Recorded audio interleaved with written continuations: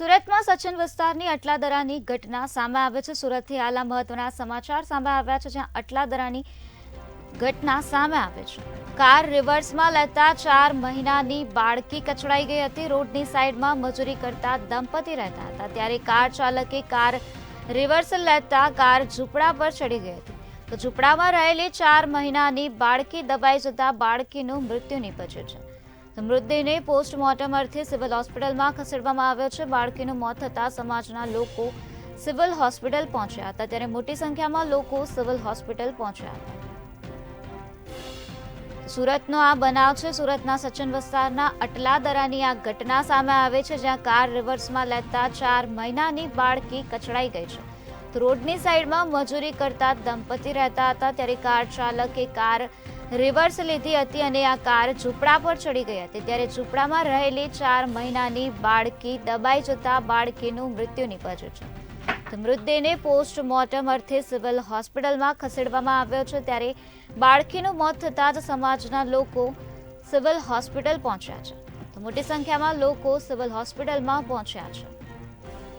માત્ર 4 મહિનાની બાળકીને દબાઈ જવાથી મોત થયું છે। કાર ચાલકે કાર રિવર્સ લેતા ઝૂંપડા પર કાર ચડી ગઈ હતી, જેના કારણે આ સમગ્ર બનાવ બન્યો હતો। આજ મુદ્દે વધુ માહિતી આપવા માટે આપણી સાથે સંવાદદાતા દિવ્યેશ પરમાર જોડાઈ ગયા છે।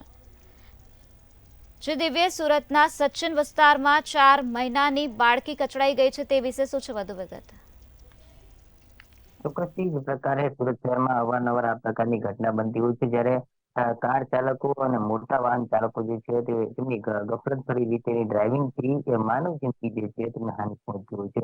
તેવી ફરી એક વખત આ પ્રકારની ઘટના સામે આવી છે। આ વખતે સુરતના સચિન વિસ્તારની જે કહી શકાય કે લક્ષ્મીનગર જે ટેક્સટાઇલ માર્કેટ છે, તે ટેક્સટાઇલ માર્કેટના ગેટ નંબર 3 પાસેનો આ બનાવ બન્યો છે। ત્યાં એક મજૂર બે દંપતી હતા, તે પોતાનું મજૂરી કામ કરી રહ્યા હતા। એક ટ્રેક્ટરની અંદર લાકડા ભરાઈ રહ્યા હતા, તે દરમિયાન ઝૂંપડા જેવું બાંધી અને પોતાના બાળકોને સુવડાવી અને ત્યાં ફૂટપાથ પાસે રાખ્યા હતા। દરમિયાન એક કાર ચાલક આવ્યો હતો અને કાર ચાલક યુટર્ન લેવા જતા આ કાર જે છે તે ઝૂંપડું બનાવ્યું હતું તેના પર ચડી ગઈ હતી ને તેની અંદર જે રહેલા એક પુત્ર ને પુત્રી જે છે તે 4 માસની પુત્રી અને 2 વર્ષનો પુત્ર હતો, તેમના પર ચડી ગઈ હતી। જો કે ચમત્કારિક રીતે 2 વર્ષના પુત્રનો બચાવ થયો હતો, જ્યારે 4 માસની બાળકીને માથાના ભાગે ગંભીર ઈજા પહોંચી હતી। તાત્કાલિક જ આ બાળકીને તે જ કાર ચાલક જે છે તે પોતાની કારમાં પોતાના માતા પિતા સાથે ખાનગી હોસ્પિટલ લઈ ગયો હતો। 2 ખાનગી હોસ્પિટલમાં લઈ ગયા બાદ ડોક્ટરોએ તેમને સિવિલમાં લઈ જવા સૂચન કર્યું, જેથી કરીને તમામ ત્રણે જે જણા હતા તે તાત્કાલિક જ કારમાં લઈને બાળકને સિવિલ હોસ્પિટલ પહોંચ્યા હતા। જોકે ત્યાં ડોક્ટરે જે બાળકી હતી તેને મૃત જાહેર કર્યું હતું કે આ સમગ્ર મામલે કહી શકાય કે ડ્રાઈવરની બેદરકારી જો કહેવામાં આવે છે, કારણ કે પોતાના વાલ છોયા જે બાળકો હોય છે તે બાળકોને પોતાની રીતે જે ક્યાંક ને ક્યાંક મજૂર દંપતી જે છે તે મજૂરી કરવા માટે આવ્યું હતું ને તેને જ લઈને આ બાળકી જે છે તેમને ત્યાં બાજુમાં સુવડાવી હતી। જોકે આ બંને દંપતી મજૂરી કામમાં વ્યસ્ત હતા, તે દરમિયાન જ આ કાર ચાલક આવ્યો અને આ બાળકીને કચડી નાખી હતી। એટલે મહત્વનું કહી શકાય કે આ સમગ્ર મામલે પોલીસે કાર ચાલક વિરુદ્ધ ગુનો દાખલ કર્યો છે।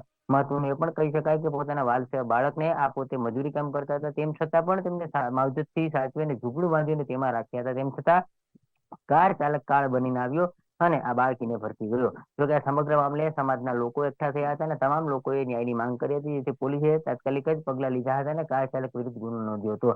જોકે મહત્વનું કહી શકાય કે આ બંને મજૂર દંપતી મધ્યપ્રદેશના રહેવાસી છે અને સુરતમાં છેલ્લા 3 વર્ષથી મજૂરી કામ કરે છે। ત્યારબાદ સંતાનમાં એક પુત્ર અને એક પુત્રી હતા, જ્યારે પોતે જે લાકડા ભરવાનું કામ કરતા હતા, ટ્રેક્ટરની અંદર લાકડા ભરતા હતા, સચિન વિસ્તારમાં આ બનાવ બન્યો હતો, ત્યારે તે જ દરમિયાન ત્યાં લાકડા ભરી રહ્યા હતા, ત્યારે આ કાર ચાલક આવ્યો હતો અને કાર ચાલકે કાર બાળકી પર ચડાવી દીધી હતી। મહત્વનું કહી શકાય કે સમગ્ર મામલે હાલ તો પોલીસે ડ્રાઈવર કાર ચાલક સામે ગુનો નોંધી લાશને પીએમ અર્થે ખસેડી વધુ તપાસ હાથ ધરી છે। જી જે દિવ્યેશ, હાલ બાળકીના માતા પિતાની શું માંગ છે અને પોલીસે કાર ચાલક વિરુદ્ધ ગુનો નોંધ્યા બાદ શું કાર્યવાહી હાથ ધરી છે? ચોક્કસ જે પ્રકારની આ ઘટના બની છે તે દરમિયાન જે માતા પિતા હતા તે મજૂરી કામ કરતા હતા, ત્યારે આ કાર ચાલક આવ્યો હતો અને જે કાર ચાલકે ગફલતભરી રીતે કાર ચલાવી અને ફૂટપાથની સાઈડમાં જે બનાવેલું જે ઝૂંપડા જેવું હતું તેના પર કાર ચડાવી દીધી હતી। તેથી માતા પિતાની એક જ માંગ છે કે તેમને ન્યાય મળવો જોઈએ। જે પ્રકારે આ ડ્રાઈવર જે છે તે ડ્રાઈવરે આ ગરીબ જે શ્રમજીવી પરિવાર છે તે શ્રમજીવી પરિવારની બાળકીને કચડી નાખી છે ત્યારે આ શ્રમજીવી પરિવારનો સમાજ એકઠો થયો હતો અને તમામ લોકોએ ન્યાયની માંગ કરી હતી. જો કે મહત્વનું કહી શકાય કે ખૂબ જ ગરીબ પરિસ્થિતિમાંથી પસાર થઈ રહેલા આ શ્રમજીવી પરિવારની જે વાલથઈ જે બાળકી હતી તેમનું મોત થયું છે, જે કે તેને લઈને સમાજના લોકોએ કાર ચાલક સામે ગુનો નોંધવાનું પોલીસ સમક્ષ જાણ કરી હતી, જેથી પોલીસે તાત્કાલિક જ ગુનો નોંધ્યો હતો. તો કે કહી શકાય કે જે ક્યાંક ને ક્યાંક આ બાળકી જે છે તેમાં આ સહાયની રાશિ પણ કાર ચાલક દ્વારા આપવામાં આવે તેવી પ્રકારની માંગ પણ લોકોને ઉઠવા પામી હતી. કારણ કે જે પ્રકારે તેમની બાળકી હતી તે બાળકી ખૂબ નાની હતી ને જો કે કહી શકાય કે તેમનું બાળક હતું તે પણ જે પુત્ર હતો તે પણ સદનસીબે બચી ગયો હતો. બાકી તો એકની જગ્યાએ બે ના મોત થયા. કારણ કે ખૂબ જ ગંભીર ઈજા પહોંચી હતી બાળકીના માથાના ભાગે. ત્યારે જ જે બાજુમાં જ બીજો સૂતેલો જે તેનો પુત્ર હતો તેમનો ચમત્કારિક બચાવ થયો હતો ને તેના જ કારણે આ સમગ્ર મામલો જે છે તે હોસ્પિટલે પહોંચ્યો હતો. જો કે હોસ્પિટલે પહોંચતાની સાથે જ તેમના જે આ શ્રમજીવી પરિવાર છે તેમનો સમાજના લોકો એકઠા થયા હતા અને એક જ સુરે એક જ માંગ કરી હતી. જ્યારે પોલીસે તાત્કાલિક કાયદેસરની કાર્યવાહી કરવામાં આવી છે. હાલ કાર ચાલકની ધરપકડ કરવામાં આવી છે. જો કે મહત્વનું કહી શકાય કે સમગ્ર મામલો જે છે તે સમગ્ર મામલો જે કાર ચાલકની ગફલત ભરી રીતે ડ્રાઇવિંગ કરવાથી સામે આવ્યો હતો. એટલે સ્પષ્ટપણે કહી શકાય કે કાર ચાલકે આ તમામ જે ઘટના બની છે તેને લઈને બાળકીના પરિવારને પણ સહાય રાશિ આપવાની માંગ ઉઠી હતી. ત્યારે પોલીસ ફરિયાદ પણ કરવામાં આવી હતી. હાલ પોલીસે સમગ્ર મામલે કાર ચાલકને જે મજૂરો છે તેમની ફરિયાદ લઈને કાર ચાલકની અટકાયત કરી વધુ કામગીરી હાથ ધરી છે. જી દિવ્યેશ, સમગ્ર માહિતી આપવા બદલ આભાર.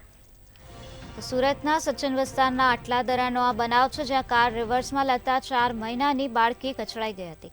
રોડની સાઈડમાં મજૂરી કરતા દંપતી રહેતા હતા, ત્યારે કાર ચાલકે કાર રિવર્સ લેતા કાર ઝૂંપડા પર ચડી ગઈ હતી. ત્યારે ઝૂંપડામાં રહેલી 4 મહિનાની બાળકી દબાઈ જતા મૃત્યુ પામી હતી.